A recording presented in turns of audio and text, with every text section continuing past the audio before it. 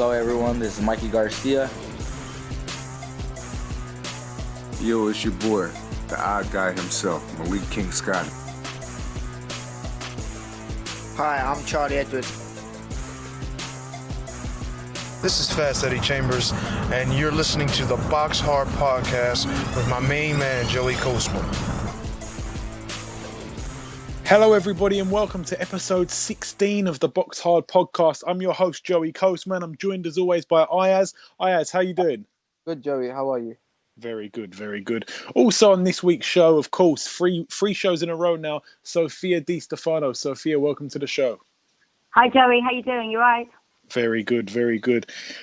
This show is going to sort of be, back to normal. Last week, anybody that listened to the show last week will know that we sort of switched it up a little bit. Part 1 and part 2 it was a bit confusing. We're back to normal this week with the standard part 1 where we review the fights from last week, and part 2 where we preview the fights coming up this week. I'm going to start over in America from last weekend. I'm going to start over in America at the Barclays Center. Of course, top of the bill, Deontay Wilder faced off against Artur Szpilka.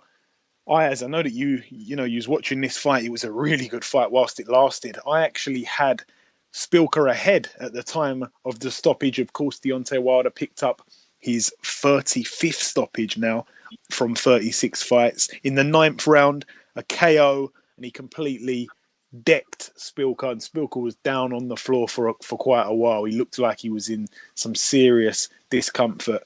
Talk a bit about that fight, Ayaz. What's next for Wilder? What would you like to see next from him?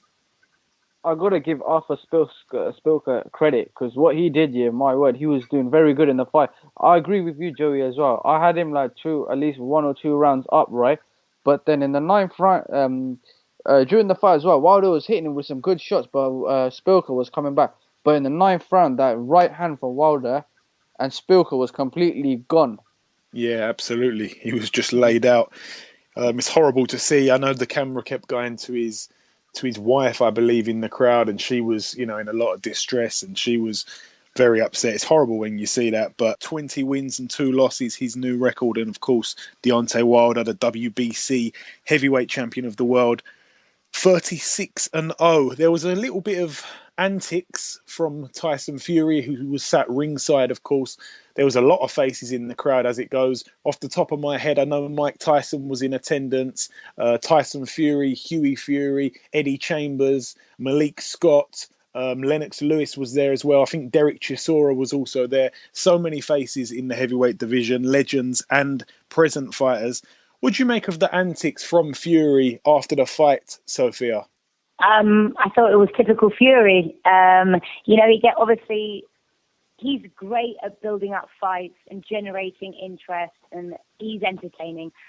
If I'm honest, I was watching it cringing behind my sofa. But no, listen, it's Tyson Fury, and he always sets up the great fights, and he builds up the fight well. And I actually do think a fight between him and Deontay Wilder would be a very good fight. But I think Deontay Wilder's obviously got a mandatory challenges against Povetkin. Obviously, those two fighting together. Well, I think, firstly, also the other thing is Deontay Wilder shares the same manager as Charles Martin, who won the IBF. That's Al Heyman.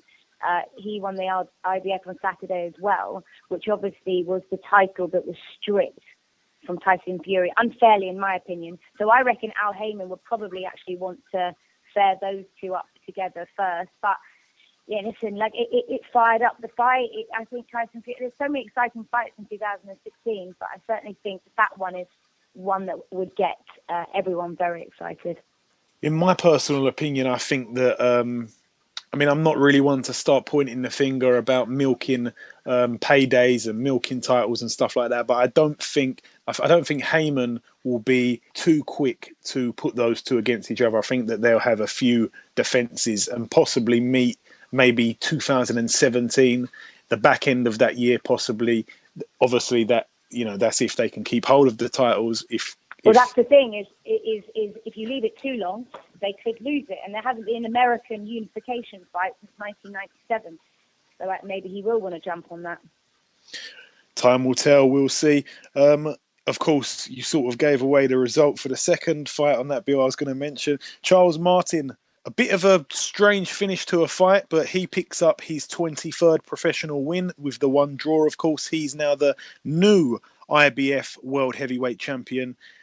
Glazkov, 21 wins and one loss and one draw. His one loss came a bit unfairly. I mean, it was a sort of a close fight up until the point of the stoppage.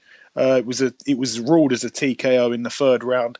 I saw the replay. It didn't look very nice. It was pretty gory. Glazkov's knee seemed to sort of buckle. I don't know if we've had clear clarification on what actually happened to his knee, but he was in a right bad state. His knee it was horrible to watch the replay. So an unjustly finish to a title fight of that magnitude, but these things happen in boxing. It can just happen at any time. I don't think it was an injury that had, bothered him in the past. I think it was just literally happened on the big night. So very unlucky for Glazkov, but he's had some serious luck in his career thus far anyway. So it all sort of leveled itself out on the night.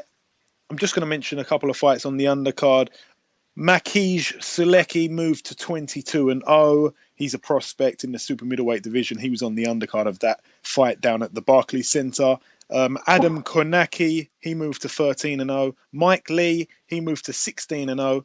And Ivan Golub, another little prospect in the welterweight division, picked up a first round TKO. He's now 10-0.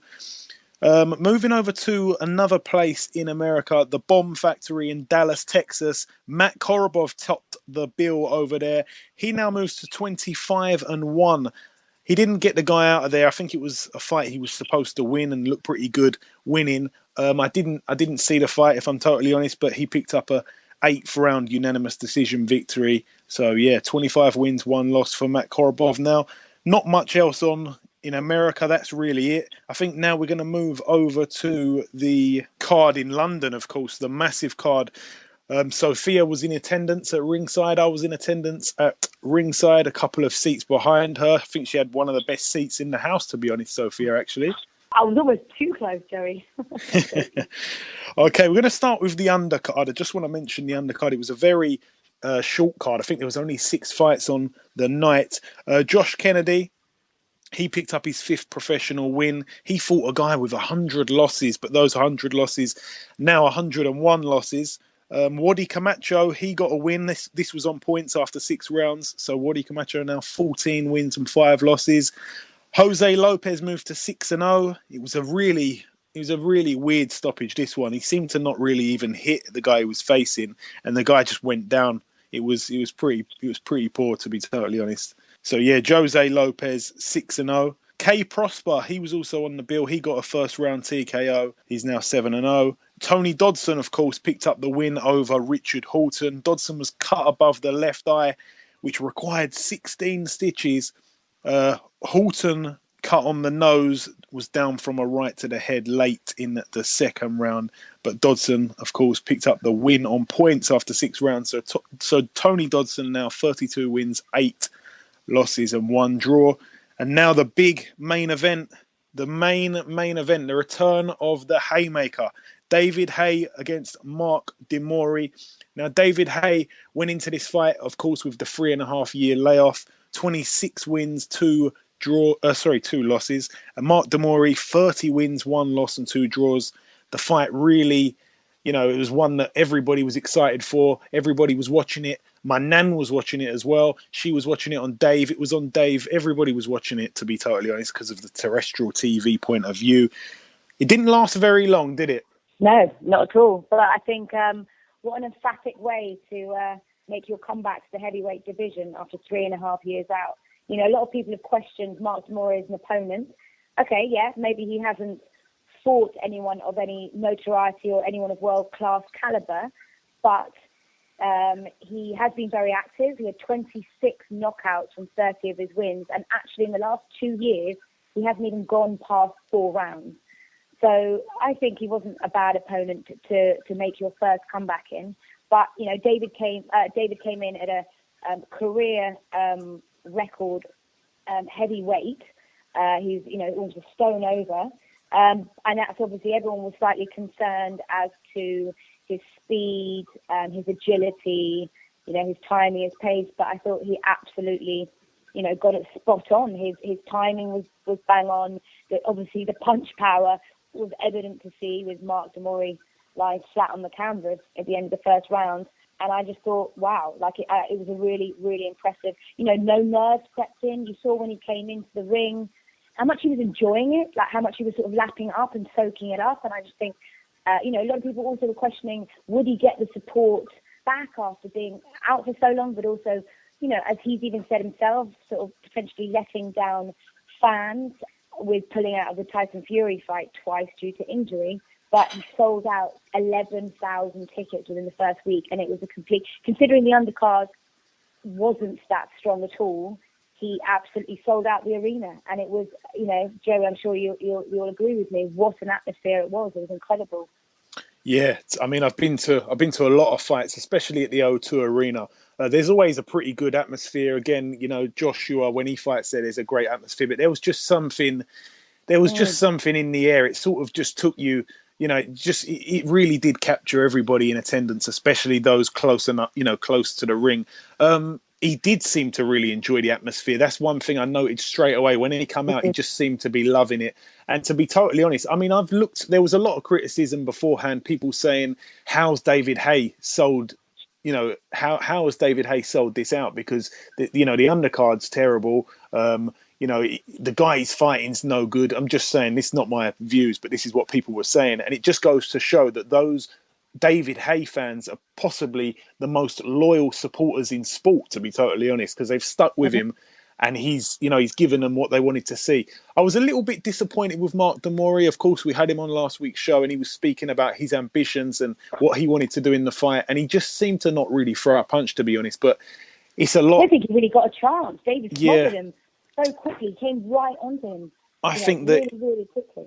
I think that it's a case of it's easier to sort of say it from the outside, but there was a few times where David Haye caught him and sort of came off of him a little bit, like he didn't want to jump on him too quick, which I was a little bit surprised. I thought when I saw him do that, he sort of hurt him and backed up David Haye, sort of let him have some breathing time, and I kind of thought maybe David's looking to go a few rounds here. So I was pretty surprised when he did stop him in the first round, but I don't even think he threw that punch.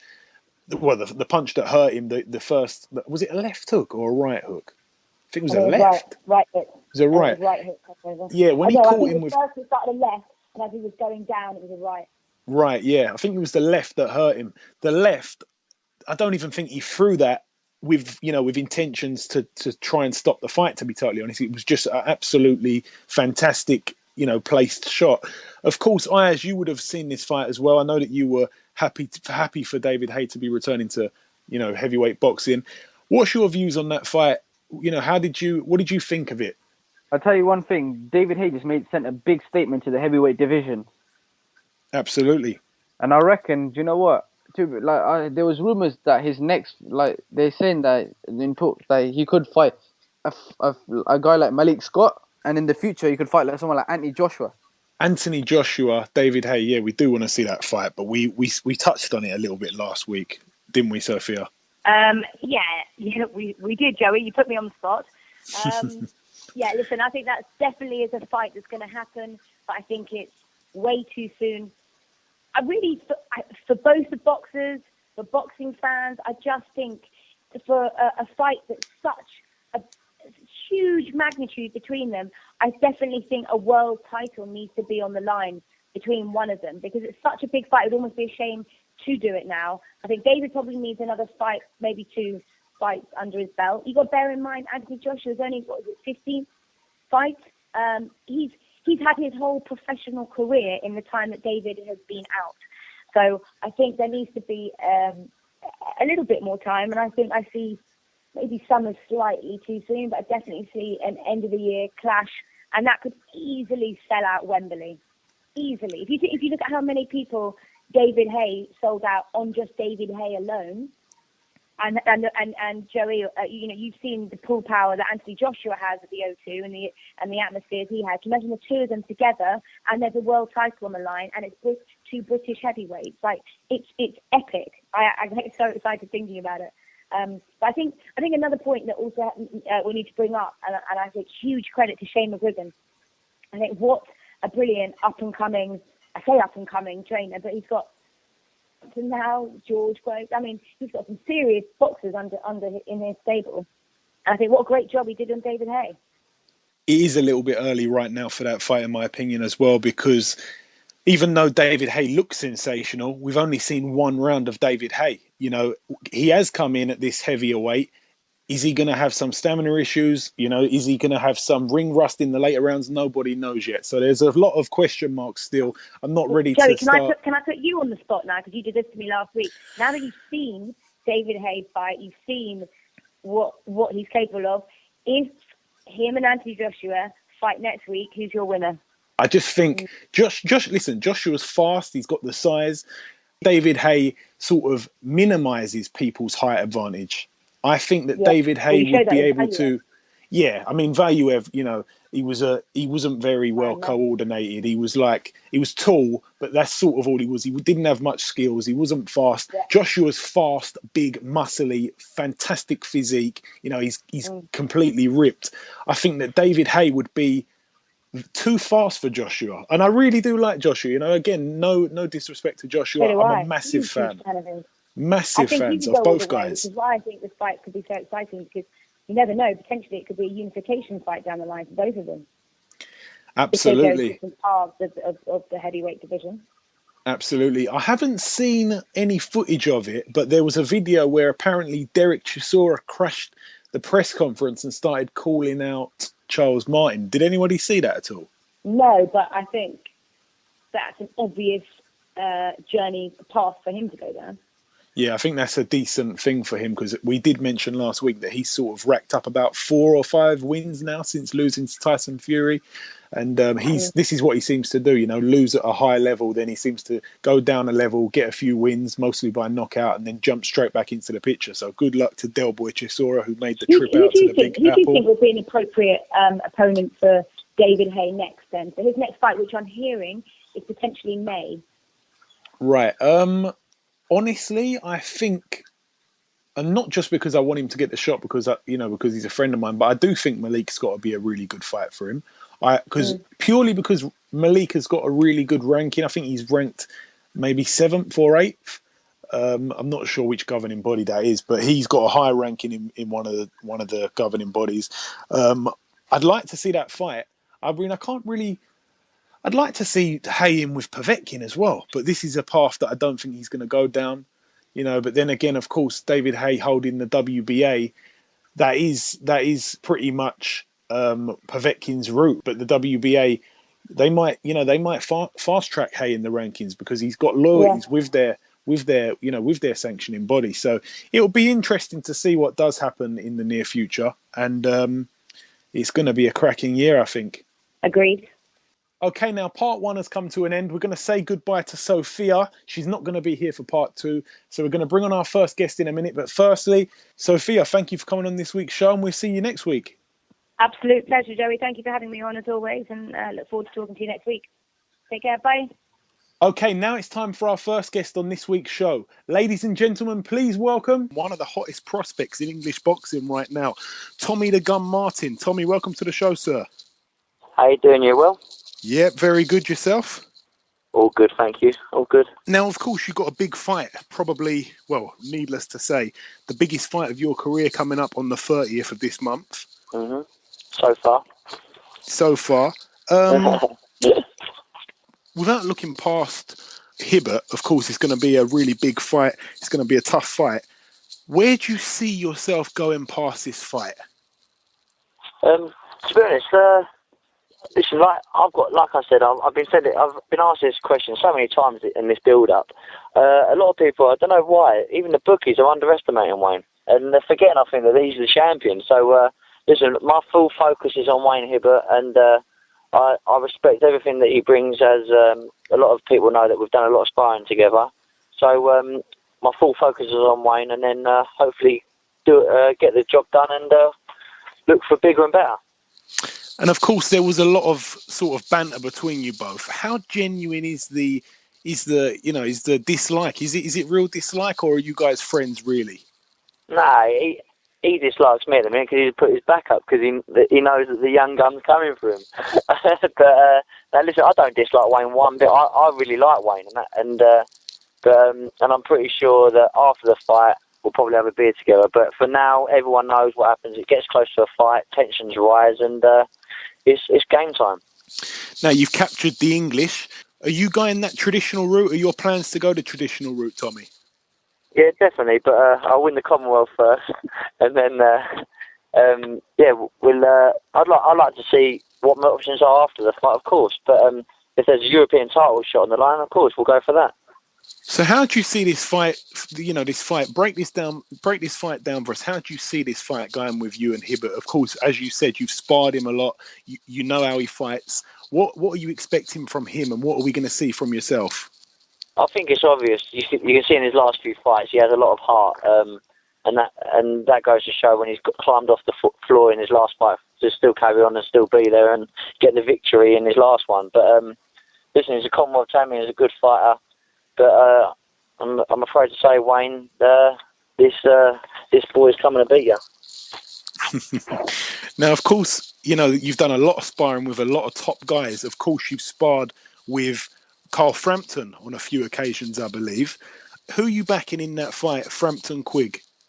Oh, that's a good one. Listen, Frampton's a lovely kid. We've been getting on like house on fire. We've done a lot of work together. Quigg's I've never really... I've only seen Quigg on fight night. I've never seen him behind closed doors. But listen, Frampton's on fire at the minute in the gym. He's looking strong. He's pushing welterweights back in the gym. And, I've got to stick by Frampton with this one. Now, of course, you're at 140 right now. There's a lot of guys domestically in that division. Will you look to stay here for long, or have you got your eyes on moving up to 147? Yeah, definitely. It's a brilliant division to be involved in at the minute. It's absolutely buzzing. Wayne Hibbert's just gone to number one, I think, in the British rankings. So obviously beat Wayne, and then I'll capture the number one spot amongst all these great 140 fighters. So I tend to make my mark once I beat Wayne and stay there and stay on top. So whatever my options are, whatever my team say, from the MGM to Barry Smith and Matching Boxing, whatever they want me to do, I'll do. So I'll fight whoever they put in front of me. And I think when you got into pro boxing, when you started off, you've always been quite a big ticket seller. Do you seem to be selling more tickets each fight now? Yeah, definitely. It's growing. I can't thank my cousin JJ enough. I can't thank a lot of people like Nick Frampton. There's a lot of people out there who are doing massive tickets for me, and people that I can't thank enough, like my sponsors, Junction 17, take a lot of tickets. And as the better the fight, and this is what I say, I like to be in these great 50-50 fights because it just shows how my ticket sales are growing, because people love to see me in great fights. And everyone goes on about this, too much. Oh, you're worried about losing. I'm not worried about. Of course, I don't want to lose it, and I'm not going to say. I'm not saying that I'm going to lose it, but I'm saying I just want to be involved in great fights and keeping my fans happy. And that, by the looks of it, by the looks of my ticket sales, they just keep going up. So that's obviously what I'm doing. Now, of course, January the 30th, 1 year before that, on January the 31st, Danny Dyer walks you out to the ring. Will we see any other celebrities walking you out in the near future? Yeah, listen, when Danny's not busy, he loves to come to the fight. So he should be there January the 30th. But if something big comes out, he just won a big award last night. So listen, we'll see how it goes. Massive congratulations to him. How active do you plan to be this year, Tommy, providing all goes well on the 30th? Yeah, listen, an active fighter and a happy fighter. So I'd like to fight in March time again, because me and the boys are going away in April to Germany for a bit of a booze up. So I'd like to get another payday in March and then go away and celebrate with my mates in April. Yeah, so can I just get your prediction for this fight? If you had to sum up what's going to basically happen, you're going to win this fight KO? Is it going to be, you're going to have to go in the trenches and go to war like what happened with Hibbert when he fought Ryan? All these types of fights he's been in, he really can go to the trenches. He's proved it on numerous occasions. Are you prepared to go there? What's going to happen in this fight, Tommy? Of course I'm prepared. Listen, I've been away in training camp in the MGM Marbella, and my prediction is, listen, it's going to be a Tommy Martin win, and at the end of the night, my arm is going to be the one raised. Just a simple win, yep. Simple win. That's all I'm looking for. If it comes, it comes. Moving on to 14-0. All right, brilliant. Yeah, I'm just going to leave the last bit up to you. If there's any sponsors or any shout outs you want to give, now's the time to throw them in, Tommy. Oh, brilliant stuff. Yeah, well, obviously I want a massive shout out to my sponsors, Junction 17 Cars. They've been with me since day one. Buy a lot of tickets, look after me every month, and let me drive lovely, flashy motors around at 21, which isn't too bad. You've got my managers, my team, MG and Marbella, who I've been out in training camp with for this fight. Can't thank them boys enough for the way they look after me and Barry. My coach, Barry Smith, is unbelievable, sticks by me, he's like a father figure. And the meat man, who does all my food and prep for the fight, and obviously Glove Game, that have done all my kit for this fight. So thank you to everyone. There's been a massive part of Team Gun. And absolutely, for anyone who wants to follow your career, can you just give everyone your Twitter, your Instagram, anything that they can follow you by? Yeah, I think everything's at Tommy_Dagun, Dagun. Yeah, and the same for my Instagram. I think that's the exact same as well. Excellent stuff. Okay, Tommy, thank you very much for giving us a bit of time. I know it's pretty late at night, and obviously we're close to the fight. So best of luck to you, and we'll speak to you in the future sometime, definitely. Lovely stuff. No problem. It's been a pleasure. Thank you. Okay, now it's time for part 2 on this week's show. Unfortunately, we've only got the one guest on. The one guest, of course, Tommy Martin. We just finished speaking to him. This week, we've only got one guest, so I apologise for that. We look to bring you 2 guests every week, so we'll have to make up for that sometime in the near future. So we're going to just whiz through part 2 now. It's just going to be me and Ayaz talking for the rest of the show. I'm going to mention the card taking place on the Friday of this week at York Hall. Ryan Walsh tops the bill. He faces Darren Trainer. So Ryan Walsh now 19 wins, 1 loss, 1 draw. Darren Trainer 11-0. That's for the British featherweight title, of course. Ahmet Patterson, he also gets out on this bill. He's fighting at 154 now. I think he's had a couple of fights there, but this is for the vacant IBF International Super Welterweight title, of course, Super Welterweight, also known as light middleweight. So Ahmet Patterson, he faces Ryan Aston. Ryan Aston's a decent opponent, 18 wins, 2 losses, 2 draws. And of course, Ahmet Patterson, 16-0, the Frank Warren prospect. Louis Petit, he also gets out again, looks to pick up his 18th professional win. That's really it for York Hall. That's on the Friday. We're going to now move over to Saturday. The heavyweight prospect Joseph Parker, he gets out in a strange fight that's taking place in Samoa. So Joseph Parker looks to move to 18-0. He faces Jason Bergman, 25 wins, 11 losses and 2 draws. And then it's the big one. It's time for the big one over in Los Angeles, the Staples Center.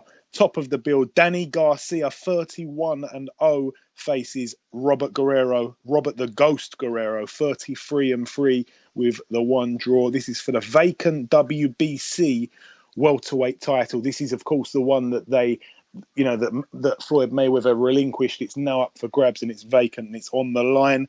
We're going to get back to that fight, but I just want to mention also on the bill, Sammy Vasquez, of course. He's looking to do big things. He's in a WBC welterweight semi-final title eliminator.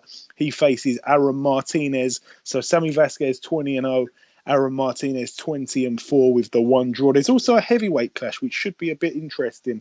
10-rounder this one. Dominic Brazil 16-0 faces tough man Amir Mansour.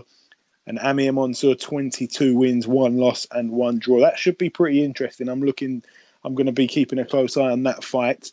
That's really it.